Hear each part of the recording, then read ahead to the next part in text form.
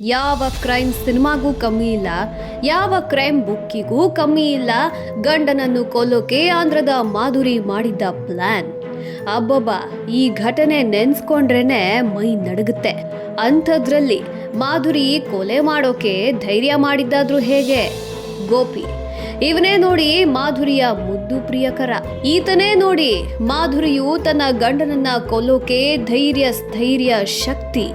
ವಿಜಯವಾಡದ theatre ಒಂದರ ticket ಕೌಂಟರ್ನಲ್ಲಿ ಕೆಲಸ ಮಾಡ್ತಿದ್ದ 35 ವರ್ಷದ ಮಾಧುರಿ 30 ವರ್ಷದ ಚಿರ ಯುವಕ ಗೋಪಿಯ ಎದೆಯಲ್ಲಿ ಪ್ರೇಮದ ಟಿಕೆಟ್ ಹರಿದಿದ್ಲು. ಗುಟ್ಟಾಗಿ ಸಂಬಂಧ ಬೆಳೆಸಿದ್ದ ಮಾಧುರಿಗೆ ಪಾಪದ ಗಂಡ ಈರುಳ್ಳಿ ವ್ಯಾಪಾರಿ ಶಿವನಾಗರಾಜುನೇ ವಿಲ್ಲನ್. ಮಾಧುರಿ ಗೋಪಿಯ ಅಡ್ಡದಾರಿಯಲ್ಲಿ ಹುಟ್ಟಿದ ಕಳ್ಳ ಪ್ರೇಮಕ್ಕೆ 46 ವರ್ಷದ ಶಿವನಾಗರಾಜಯ್ಯ ಮುಂದೆ ಮುಳುವಾಗಬಹುದು ಅಂತ ತಿಳಿದ ಮಾಧುರಿ ಗಂಡನ ಬದುಕಿಗೆ ಮೃತ್ಯು ಕನ್ಯೆಯಾದ್ಲು. ಗುಂಟೂರು ದುಗ್ಗಿರಾಲ ಮಂಡಲದ ಚಿಲುವೂರ್ ಗ್ರಾಮದ ಶಿವನಾಗರಾಜು 2007ರಲ್ಲಿ ವಿಷಸುಂದರಿ ಮಾಧುರಿಯನ್ನು ಮದುವೆಯಾಗಿದ್ದ. ಇವರಿಬ್ಬರ ಪ್ರೇಮಕ್ಕೋ ಮೋಹಕ್ಕೋ 2 ಗಂಡು ಮಕ್ಕಳು ಹುಟ್ಟಿದ್ವು. 10 ವರ್ಷದೊಂದು ಮಗು, 4 ವರ್ಷದೊಂದು ಮಗು.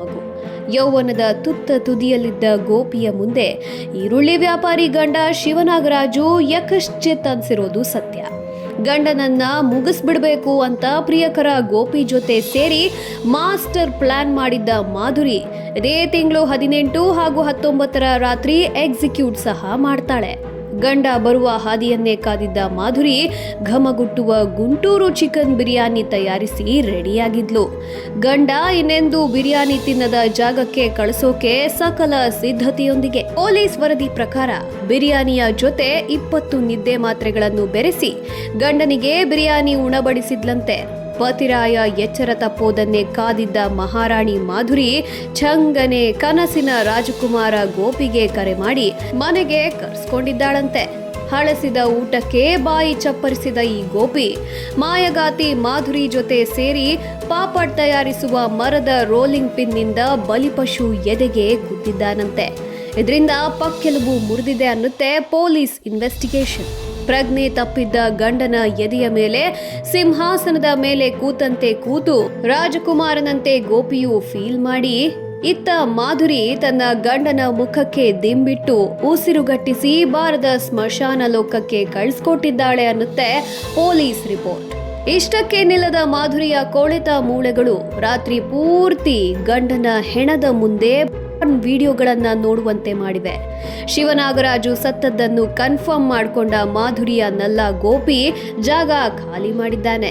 ಗಂಡನ ಹೆಣದ ಮುಂದೆಯೇ ಅಶ್ಲೀಲ ವಿಡಿಯೋ ನೋಡಿರುವ ಮಾಧುರಿ ಗಂಟಲು ತನಕ ಚಿಕನ್ ಬಿರಿಯಾನಿ ತಿಂದಿಲ್ಲ ಅಂತೀರಾ?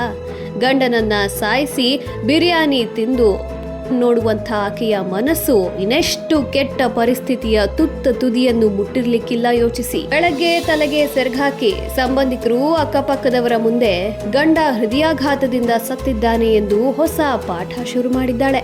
ಆದ್ರೆ ಬಲಿಪಶುವಿನ ಕಿವಿಯಲ್ಲಿ ರಕ್ತ ಬಂದಿರೋದು ಕಂಡ ಸಂಬಂಧಿಕರು ಪೊಲೀಸರಿಗೆ ತಿಳಿಸಿದ್ದಾರೆ. ಮರಣೋತ್ತರ ಪರೀಕ್ಷೆಯಲ್ಲಿ ಉಸಿರುಗಟ್ಟಿಸಿ ಸಾವನ್ನಪ್ಪಿರೋದು ತಿಳಿದು ಬಂದಿದೆ. ಮಾಧುರಿ ಹಾಗೂ ಆಕೆಯ ಮುದ್ದಿನ ಪ್ರಿಯಕರ ಗೋಪಿಯನ್ನು ಬಂಧಿಸಲಾಗಿದೆ. ಸದ್ಯ ಪೊಲೀಸ್ ತನಿಖೆ ಜೋರಿದೆ. ಇಂತಹ ಮತ್ತಷ್ಟು ಮಗದಷ್ಟು ಇಂಟ್ರೆಸ್ಟಿಂಗ್ ಕಥೆಗಳಿಗಾಗಿ ಆಹಾ ಕನ್ನಡ ಯೂಟ್ಯೂಬ್ ಚಾನೆಲ್ಗೆ ಸಬ್ಸ್ಕ್ರೈಬ್ ಮಾಡಿ.